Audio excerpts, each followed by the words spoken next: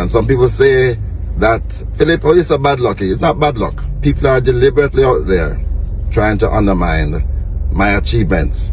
But you have to say for yourself. What's for dinner? What's going on here? What's that stink? What's this for? What time is it? What's that? Elementary, my dear Watson.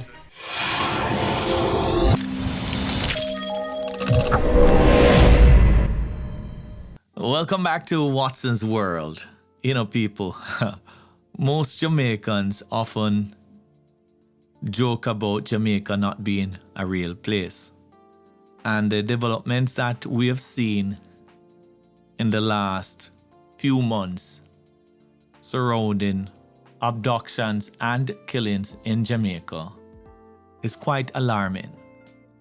Now, guys, I'm going to be reading a press release from Phillip Paulwell in this video. Before we proceed though, I'd like to clarify that this might be my concluding commentary on this particular topic unless new significant developments emerge. The gravity of the situation is undeniable. Leoda Bradshaw, Phillip Paulwell's longtime partner and mother of his 8-year-old daughter, has been charged alongside 3 men for the tragic abduction and killing of Toshyna Patterson and 10-month-old Soraya Paulwell. The very thought that Soraya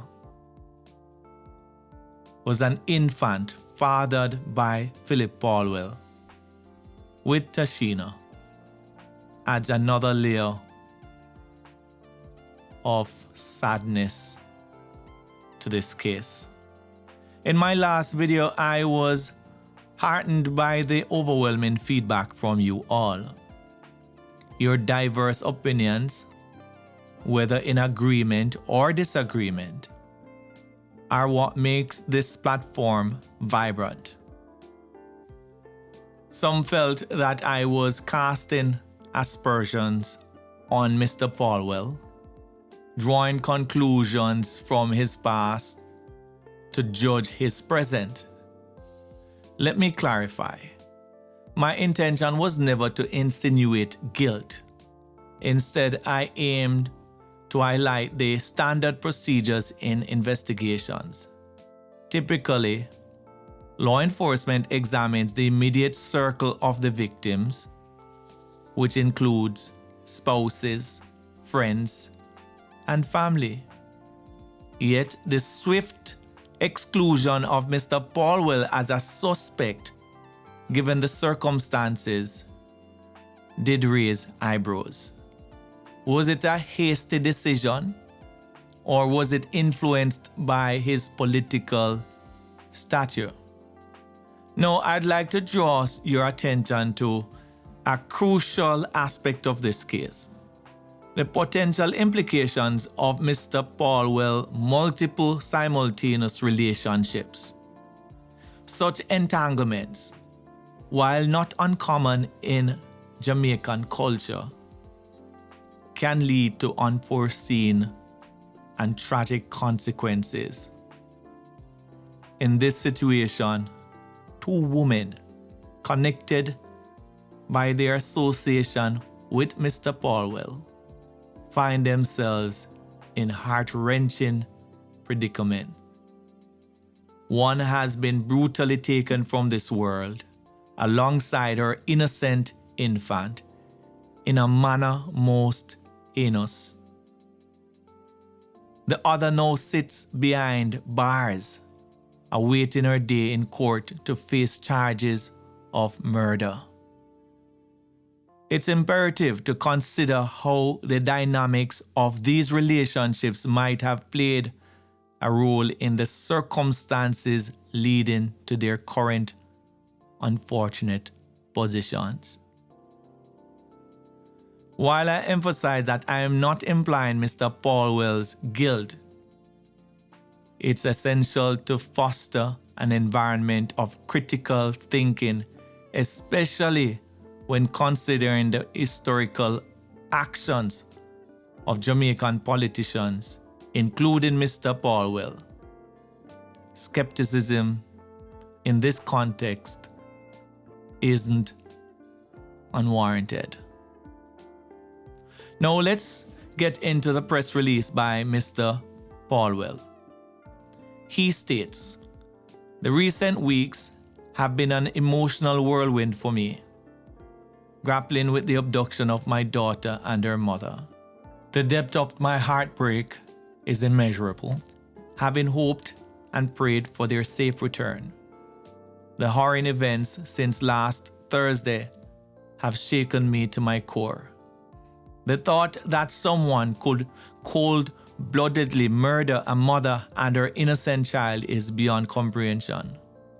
My heart aches with sorrow. My thoughts and prayers are with Toshyna's family, who are enduring the indescribable pain of losing their cherished daughter and granddaughter. As a father, lawyer, and legislator, I fervently hoped that all involved face justice and receive the maximum penalty under the law." This press release by Mr. Paulwell also mentioned his consistent communication with the police during the weeks of their disappearance, that is the disappearance of Toshyna Patterson and their 10-month-old daughter. He emphasizes his full cooperation with the investigation, noting, "I cannot comment on ongoing investigations or court proceedings, but I extend my gratitude to the police for their relentless efforts." Now guys, reflecting on this situation, it's evident that Jamaica's current state is deeply concerning. The audacity behind such a heinous act raises questions about the broader issues plaguing our nation. Why would someone believe they could commit such a crime and evade justice? While many commend the police for their swift action in this case, I can't help but wonder about the prioritization of certain cases over others.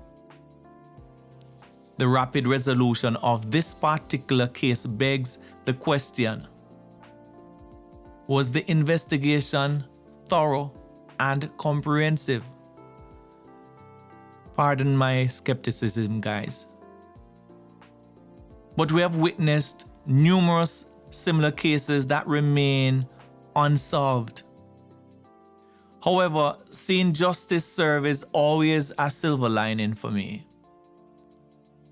And I imagine only time will reveal the full truth. Moreover, it's worth noting that there seems to be a disparity in the police's approach to different cases.